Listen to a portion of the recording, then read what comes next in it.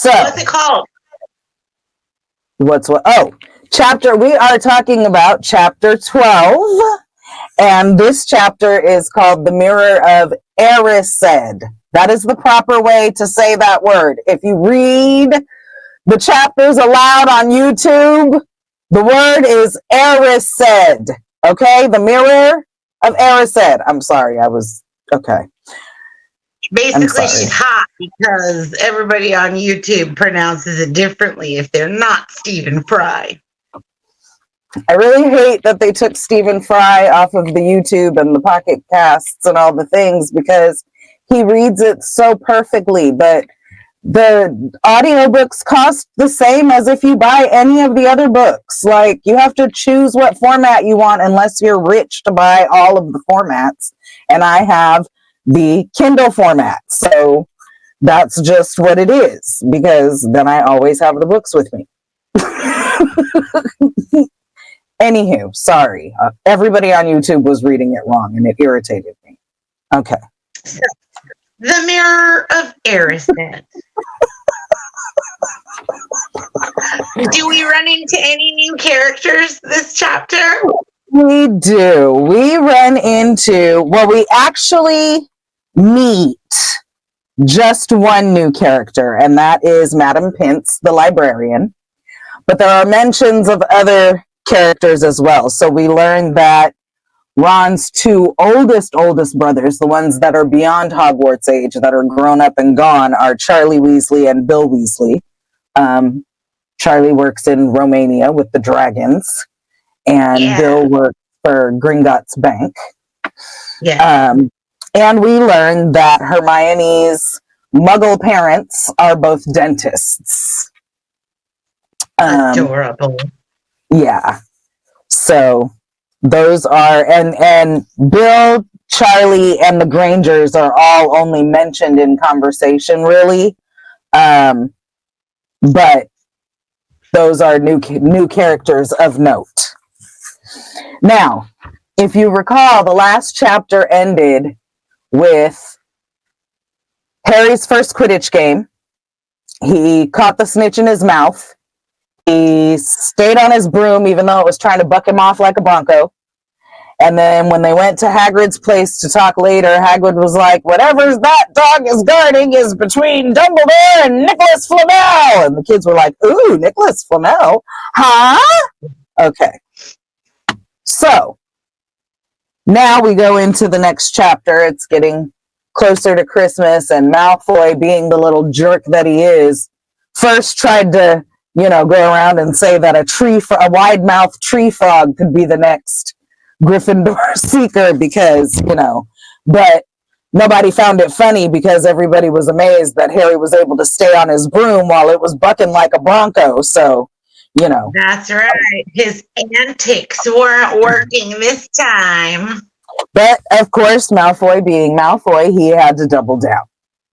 Oh, well then, how come, or no, what did he say? It must be really sad to have to stay at Hogwarts over the Christmas holidays because your family doesn't want you. And Harry's like so not bothered because he's thinking, I've never really enjoyed Christmas before. I might actually be able to enjoy it this time. I'm going to enjoy staying here over Christmas break. And it just so happens all the Weasley boys are staying because Mr. and Mrs. Weasley are going to visit Charlie in Romania. So I get to spend Christmas here at Hogwarts with Ron, Fred, George, and Percy? Come on. Okay. Oh, yeah. All right.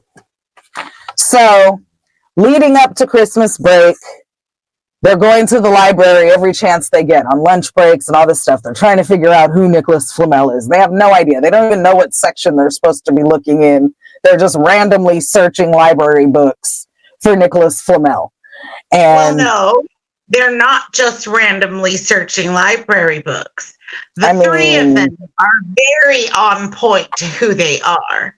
Hermione has a list. She's going through her list. It's categorized and everything, very Hermione-esque. Ron, however, being our dear Ron, is randomly going through books. going at random. Literally. And just walk down the aisle and be like, and I don't know what Harry's strategy was, because he got distracted by the restricted section and was like, dang, be good if we could get in there. And then Madam Pince saw him and scared him away, and he ran off, because you have to have a note from a teacher to be able to get into the restricted section, because it has all of the advanced dark magic that only the older kids really get access to when they're trying to do advanced studies in defense against the dark arts. Okay. Exactly. So that happens. Christmas break comes. Ron and Harry are like, yeah, we should be in the library. And they kind of do a little, but they're really kind of slacking off. And they're out having furious snowball fights with Fred and George and, doing other stuff and just hanging out.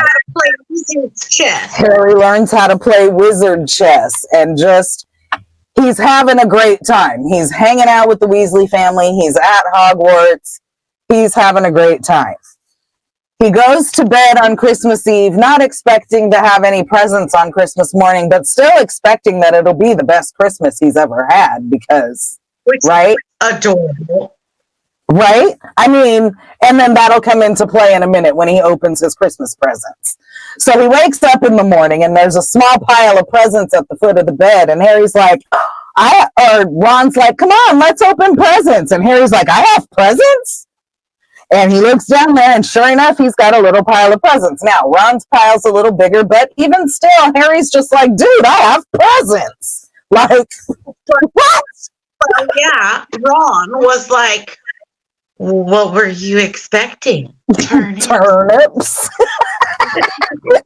Yeah, but I don't think Ron really knows that, I don't know that Harry specifically ever mentioned that he's never really gotten Christmas present. I mean, well, he opens a small package from the Dursleys and it's a 50-cent piece.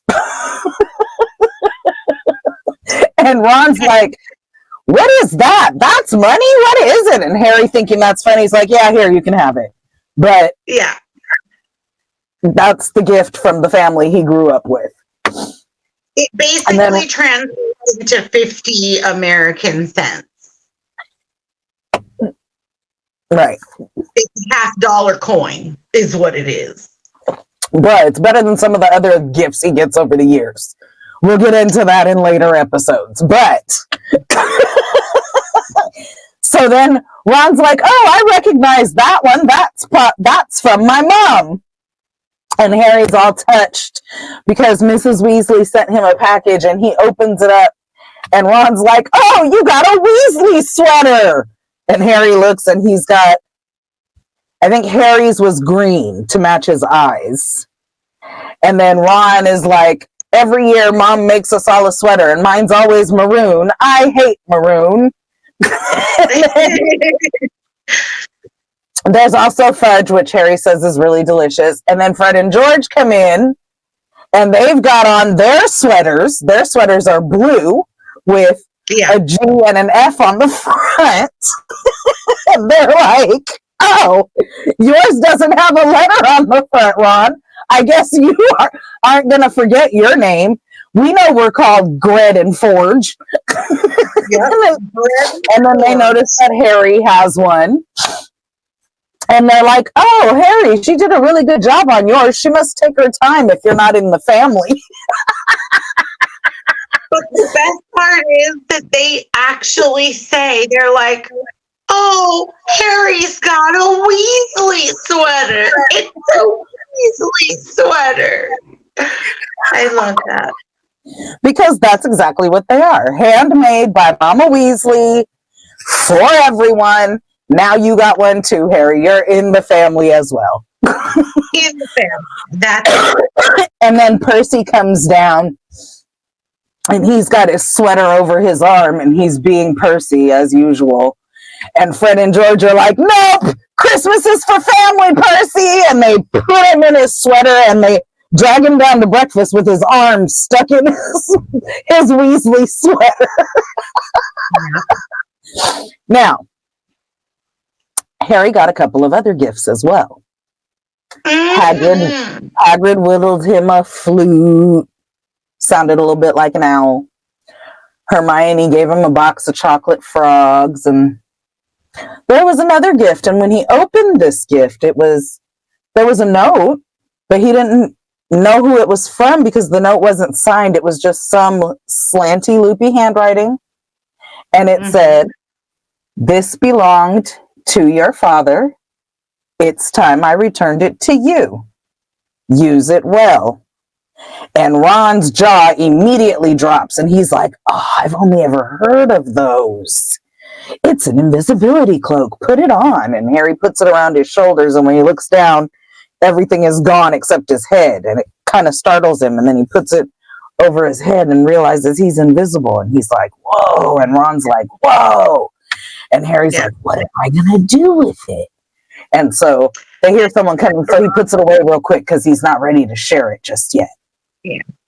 But now Harry's got an invisibility cloak. So they go down to the Christmas feast. And the Christmas feast is, oh my God, all of the things. Like, all of the things. All the things. So much of the things. And they have a great time, and they eat, and Dumbledore's wearing a flowered bonnet, and they have those pull-apart cracker thingies, but not like ours where it comes with little paper hats. They have like big real hats, like pirate hats and live mice and things like that. Just, you know, over the top. Because wizard's chess. And because like they come with presents, basically. You pop it and like presents appear. Yeah, and mice. Yeah, because over the top and magic. So they do all of that, and then they head up to bed, and then Ron immediately falls asleep, and Harry's kind of laying awake, and then he thinks about the cloak, and he's like, "Use it well. What would I use it for?" And then he thinks, "Oh, I can go to the restricted section, and I can have all the time that I need because nobody would be able to see me there." He thinks about waking up Ron, but he thinks, "Nah, I think the first time I use it, I want to use it by myself." And so I love it. Yeah, kind of. And so he sneaks out of the dorm in his invisibility cloak and goes down to the library and goes to the restricted section. He pulls out a book, and lo and behold, of course, the first book he pulls out, it starts screaming, shrieking at the top of its lungs. And even when he slams it shut, it's still screaming. And he shoves it back in there and throws the cloak back over himself and hurries up and runs past Filch out of the library as Filch and Mrs. Norris come to see what's going on. He slips under Filch's arm in the doorway and runs, and he's hiding, and he hears Filch and Snape talking about looking for him, and he hides. He backs into a classroom with his cloak still on, and they pass by, and he doesn't see them. And so he's standing there, and he turns around, and he sees this mirror. And he's like, "Oh, I want to see what I look like fully covered in my cloak again." And so he walks up, puts the cloak on, and walks over in front of the mirror. But when he stands in front of the mirror, instead of seeing himself invisible, he sees himself, but he also sees a whole bunch of people standing behind him. And as he's looking, he's trying to look behind himself, and there's not anybody there, but in the mirror, there's all these people standing behind him. And he looks, and he sees this beautiful woman with long, dark, red hair and his eyes. And he's like, "Mom?" And she's like, "Yes." And she's smiling and she's crying at the same time. And then a man puts his arm around her, and he looks at the man, and the man has glasses, and he has untidy hair that sticks up exactly like Harry's. And he's like, "Dad?" And he's nodding, and he's crying and smiling, and he's seeing his parents basically for the first time ever. And also in the mirror are like some grandparents and some others, but he's concentrating and he just stares at his parents. And after a while, he realized he's been there a really, really long time and should probably go back to the dorms. And so he throws the cloak back on and goes back. Well, when he tells Ron the next morning, he's like, I have to show you this mirror. You got to come see my family. And Ron's like, yeah. And you can see my family, Bill and Charlie. And, or no, Harry says, and I can see your family too, your big brothers and whatever. And Ron's like, yeah, just come around the house any holiday. You can see them any old time. And, and Ron's like, how come you didn't wake me up? And Harry's like, I just wanted to, use my dad's cloak by myself, whatever. Okay. So that night, him and Ron both go out and they're wandering around for a while because Harry can't remember how he got into the classroom that he got into because he was running away from the library and he was trying to hide and whatever. And just as Ron's ready to give up, Harry finds it. And he's like, no, it's here. So they go in and Harry immediately beelines for the mirror and he's standing, he's like, see, look. And Ron's like, what? I can't see anything, as he's standing off to the side. And Harry's like, well, here, stand in front properly so you can see. And Harry's like, see, do you see? And Ron's like, whoa, no. I'm standing alone and I'm head boy. And I have won the Quidditch Cup and I've won the House Cup and I'm Quidditch captain. And Harry's like, what? And Ron's like, do you think this shows the future? And Harry's like, how could it? My parents are dead. And Ron's like, I don't know.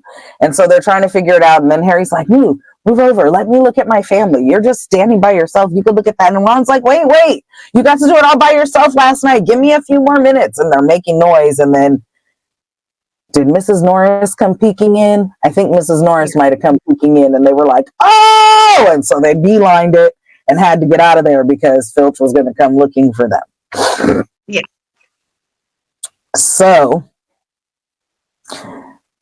the next time Harry goes out and sneaks down into the room, he doesn't take Ron. He goes by himself. And he walks into the room and goes straight to the mirror and he sits on the floor. Crisscross applesauce. We used to call it Indian style, but I think that's no longer PC or something, right? So crisscross applesauce. And then he's sitting there and he's looking, and then all of a sudden he hears, so, back again, Harry? And he turns around and Dumbledore is just sitting on the desk, chilling. I think it was eating some candy or something too. Like, I love Dumbledore. He's sitting on the desk, chilling. I could imagine him eating candy. That's why I don't know if I read that or if I just imagined that. Because I also imagine him like, there's no way his legs aren't long enough to reach the floor sitting on a student desk. But I totally imagine him sitting there swinging his feet and eating candy. Right. Anyway, so Harry turns around and it doesn't say anything about candy. See, but I could see it in my head, him eating. Right? Like, that's why I said, does it say that? Because I'm picturing what I'm picturing. And it wasn't in the movie, so. Anyway, so he turns around, he sees Dumbledore sitting on the desk, and he's like, oh, Professor. And he's like, oh, I didn't see you there. And Dumbledore says, I don't need a cloak to become invisible. And Harry's like, oh. And then, like, my favorite part of anything ever, because it shows you how much of a great teacher Dumbledore is, he hops down off the desk and goes over to the in front of the mirror and sits down, crisscross applesauce, right next to Harry on the floor. So, and he makes it a teachable moment. So, have you figured out what the mirror does, Harry? Have you, figured out what it's showing you? And they talk it through, and Harry realizes that it essentially shows you the deepest desires of your heart. And The kind of interesting thing here is, hold on, I had tried to get to the page ahead of time, but so the inscription around the top of the mirror is Erised stra eru oit ube kafru oit on wosi. And I probably butchered the pronunciation, but the secret is there is no pronunciation because literally it just says backwards. Right. I show not your face, but your heart's desire. Erised is desire spelled backwards. So the mirror of Erised shows you your deepest desires. So Dumbledore tells Harry, a happy or a man who has everything he desires would look in the mirror and it would just look normal. And that, so he explains to him, you who have never known your family sees all of your family and generations of ancestors standing behind you. Ron, who's always felt overshadowed by all his brothers, sees himself standing alone and the best at everything. And so, you know, he explains this and then he's like, the mirror is going to be moved tomorrow, Harry. I ask that you please don't go looking for it again because don't be sitting in front of this away like it's not real, bro. And then Harry asks Dumbledore what he sees in the mirror, and Dumbledore says that he sees himself holding a nice pair of woolen socks because nobody ever gets him socks for Christmas because people insist on getting him books. Right. And they go on along their way.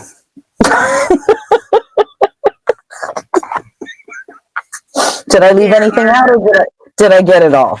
Two things that I would add. At the very beginning, you said that they had snowball fights. But not only did that happen, but Fred and George, being Fred and George, literally used snowballs to hit Quirrell in the back of the turban. I forgot about that part. And whack him in the back of the turban. Bruh. Fred and George are so annoying, but so funny. Another thing. Yeah. During the feast, it's normal life, right? It's people, they're living there. It's a boarding school. All the teachers are getting saucy. Okay. All the teachers are getting saucy, and Hagrid's steady turning more red in the face. And Hagrid kisses Professor McGonagall in the cheek, and she, in turn, blushes, which is not McGonagall behavior. Well, yeah, and I just really love the normalcy of it all for him. Relaxation. Yeah, to be in such a comfortable and like normal space where he's really for the first time experiencing what a Christmas holiday really should be, right? Spending time with loved ones and enjoying, you know, party favors and all the foods and all that stuff. Yeah, it's a beautiful, beautiful thing. It's so heartwarming. Yeah, those were the only things that I think. Yeah. Oh, I do have a question. Uh-oh. The mirror. Do you think that the mirror would also show like muggles? Do you think it was only the Potters? Could it have been the Evanses as well? It's possible. Because I don't By think the way, if Evans is Lily's Lily's maiden name, yes. And Lily is a muggle born like Hermione. So Right. her family is all muggles. And James's family is, they are actually pureblood, I believe. Aren't they pureblood? The Potters? Oh yeah. They go way back. Yeah. We'll talk in the future. Yeah. So I think if a muggle stood in front of the mirror, they wouldn't see their heart's desire. I think it would show as a regular mirror because of the protections they put on magical objects for muggles. But I think that because Harry was looking in there, it's totally possible that the Evanses were also part of that crowd of people, because it's him seeing his family. Yeah, but it didn't mention, so like basically it talked about Harry's wobbly knees, like he saw somebody that kind of looked like he had his knees. Obviously it described his parents a lot, but it didn't really describe anybody else so much. So I was just wondering, like, did he just see the Potters? Did he also potentially see Lily's parents? He says one of his grandfathers. Typically people have two, so that could be one of the muggles. Yeah. It doesn't really say it, just because it doesn't even say who those people really are, except that one of the grandfathers, and then it very much describes his parents. So I think it could have the muggles in there as well, because it would know Lily's lineage, you know? Right. But it probably left the Dursleys out on purpose because he already knew about them and nobody wants them.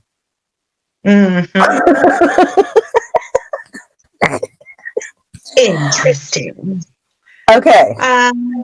Yeah, I think that was it for me. Okay, so then book versus movie.